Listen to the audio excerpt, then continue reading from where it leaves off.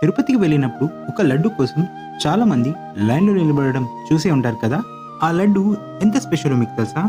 ఈ వీడియోలో మనం తిరుపతి లడ్డు గురించి చాలా ఇంట్రెస్టింగ్ విషయాలు తెలుసుకుందాం. తిరుపతి లడ్డుని 1715 ఏడీలో ఫస్ట్ టైం తయారు చేశారు. అప్పుడు ఒక సింపుల్ ప్రసాదం లాగా స్టార్ట్ అయింది, కానీ ఇప్పుడు అందరూ చాలా ప్రేమతో తీసుకుంటారు. ఈ లడ్డూని స్వామివారి పాదాల దగ్గర పెట్టి ప్రసాదం లాగా ఇస్తారు.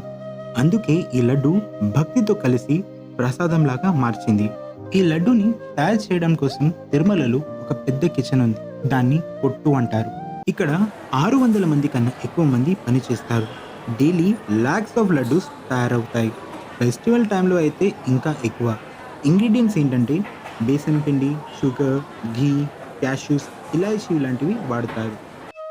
స్పెషల్గా తిరుమలలో తయారు చేస్తారు, అందుకే టేస్ట్ యూనిక్ గా ఉంటుంది. 2009లో ఈ లడ్డూకి జిఐ ట్యాగ్ వచ్చింది. అంటే తిరుమలలో మాత్రమే ఈ లడ్డూని తయారు చేయాలి, ఇంకా ఎక్కడ ఈ లడ్డూని ఇమిటేట్ చేయొద్దు. ఒకసారి 29.5 kg సింగిల్ లడ్డూని కూడా తయారు చేశారు బ్రహ్మోత్సవానికి. ఇప్పుడు ఎయిర్పోర్ట్ లో కూడా ప్రసాదం వెండింగ్ మిషన్స్ ఉన్నాయి. లండన్, అమెరికా నుంచి కూడా చాలా మంది ఆర్డర్ చేస్తారు ఈ లడ్డు కోసం. సో తిరుపతి లడ్డు ఒక స్వీట్ మాత్రమే కాదు, అదొక భక్తి, ఒక బ్లెస్సింగ్. మీరు తిరుపతికి వెళ్ళినప్పుడు ఈ లడ్డు తీసుకోవడానికి లైన్లో నిలబడి ఉంటే కమెంట్ చేయండి. మీకు ఈ వీడియో నచ్చితే లైక్ చేయండి, షేర్ చేయండి, and don't forget to subscribe to Dikshit facts.